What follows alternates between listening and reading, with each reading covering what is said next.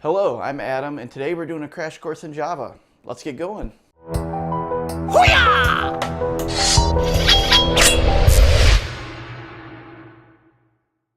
Alright, there are some prereqs for this. We need you to have Android Studio set up. Ideally, you would have Android Studio 3.1.4 or newer, and you should be able to take the project that I'm going to have linked below to experiment with.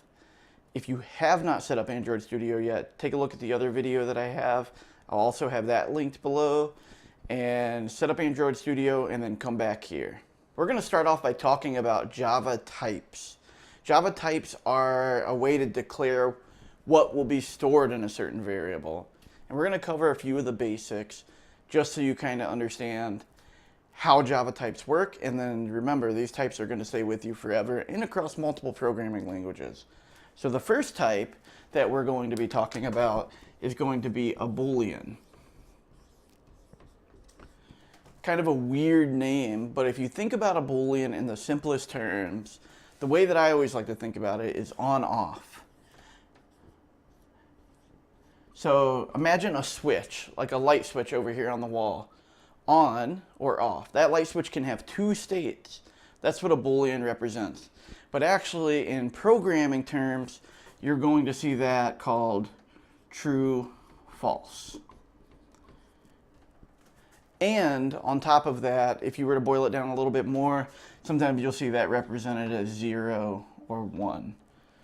1 bit, like one little tiny piece of information, one tiny little bit of memory rather, is all you need to hold a Boolean. Another thing to point out with Booleans is that a lot of the conditionals boil down to a Boolean. So for example, 5 is less than 3. Is that a true statement? That is not a true statement. That's a false statement. So this actually gets equated to false. So this equation gets equated to a Boolean of false. The next major type we're going to be talking about is called an integer. You're going to see that represented in one of two ways in Java. You're going to see it represented as int, and you're going to see it represented as an object integer. And this might be a little bit confusing for those of you coming from other languages, but typically what we're going to be using mostly is going to be the shortened version. This basically is like, if you can think about it like an object class that wraps around an int here so that you can pass it in and actually do some additional functionality to it. You can have like toString, fromString. You can have helper functions on that, and there are bigger other reasons why this exists, but we're not going to get into that complexity right now. But really, both of those boil down to just a number. And what do I mean by a number?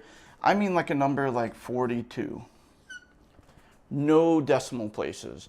And in fact, if you try to assign a decimal place to an integer, so let's just do an integer t is equal to 42, this would be the declaration of it. If we try to do 3 here, depending on where you're working, the compiler might give you a warning or an error, but if this were to actually execute, this would be truncated off and only 42 would be saved in t. Another thing to note here is how I declared that integer. So type first, name, this would be your name. This is the type, which is what we're talking about right now. This is the value. The equal sign, one equal sign is an assignment operator. So when you do an equal, you're basically telling the compiler that you're working in that we are going to be putting 42 in t. Now a lot of this will happen at runtime, so the program itself will convert this assignment operator into something that can be executed at runtime. So during runtime, we are going to actually be firing those off. But the compiler will do some friendly checks for you to make sure it's a valid operation. The next type I want to cover is like integer, like int, but it's actually called double. So we're going to put double up here. And you may think of that as kind of a weird name for a type, but it'll make a little bit of sense once I start digging into it. So let me just give you an example. So we're going to have double life. So remember, that's our name. So double is our type, life is our name, is equal to 42 dot 42, 42, dot, dot, dot, dot, dot. The dots aren't going to be there. So in this example, what we have here is a type double, a variable named life, being assigned a decimal number. Some actual programming languages, you will see that called decimal. There's actually another type called float, which is exactly like this, except it has less accuracy. So it can only store so many places to the right of the decimal. Interesting thing with this to note is mathematics on this is a little bit slower. Doing comparisons is a little bit slower. And also there can be some inaccuracies anytime that you're doing like a division because it has to round somewhere. Double usually will encompass everything that you possibly will need. When you start moving to floating point, which actually has less accuracy on the right side, you will actually see some of that, the rounding errors and stuff a little bit more. Remember this, and let's move on to the next type. The final type that I want to talk about is string. String actually can hold a series of text, characters, special characters, letters, numbers, whatever you want, but they're actually going to be held in quotes. So let me give you an example of that. So we're going to say string, and we're going to have question. And we're going to do the same thing with the equal. Now, type, name, assignment operator, and then here we can put what is dot, dot, dot, dot. And maybe we would put in what is the meaning of life. And in question would point to the value that we assign there. The cool thing about string is they actually do have some operators, so you can add like two strings together with an addition symbol. You can also do some other cool like splitting and indexing into it if you wanted to determine what certain position a letter was at. But this will be important for you to know throughout your programming career, and just be familiar with string. And right now we're covering high level, so we'll get into more depth later on in the class. All right, we covered types. Now we're going to jump into classes.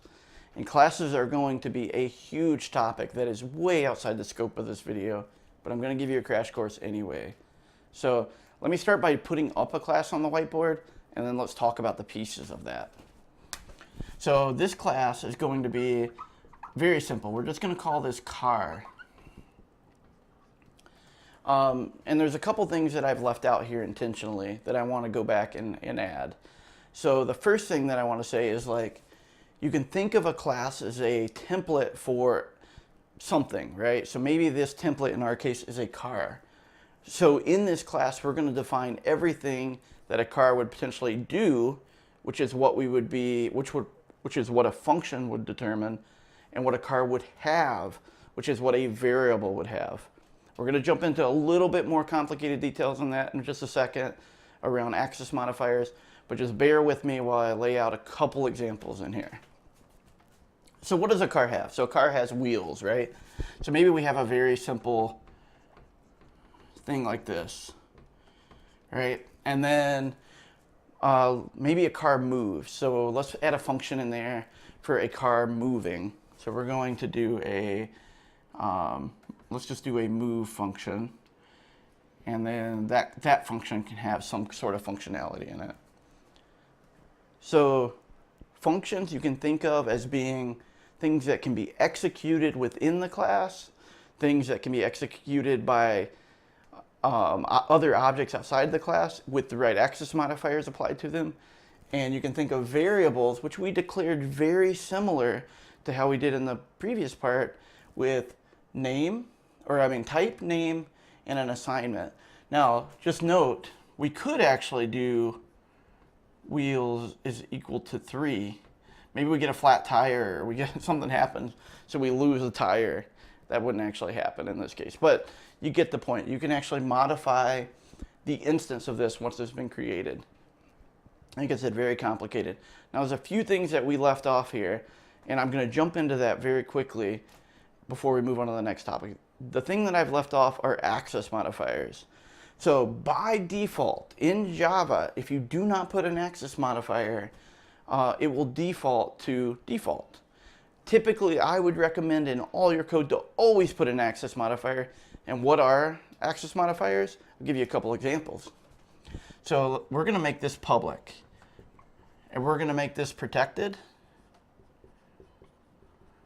and we're going to make this private.